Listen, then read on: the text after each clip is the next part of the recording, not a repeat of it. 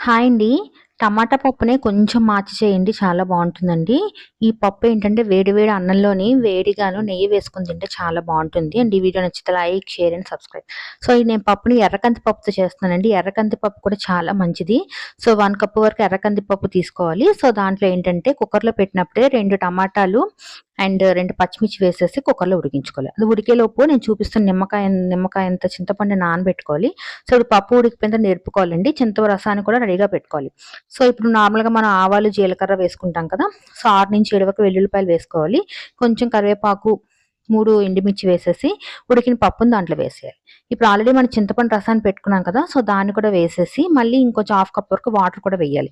ఇప్పుడు ఈ పప్పుకి సరిపడా సాల్ట్, కొంచెం పసుపు వేసేసి బాగా ఉడికిన తర్వాత లాస్ట్‌లోని సాంబార్ పొడి నేను ఇంట్లో చేసింది వేశాను. 2 స్పూన్స్ వరకు వేసేసి కొంచెం దగ్గరకయిన తర్వాత ఆపేయాలి. సో, దీన్ని వేడి వేడిగా తింటే బావుంటుంది. అండ్ ఈ వీడియో నచ్చితే లైక్, షేర్ అండ్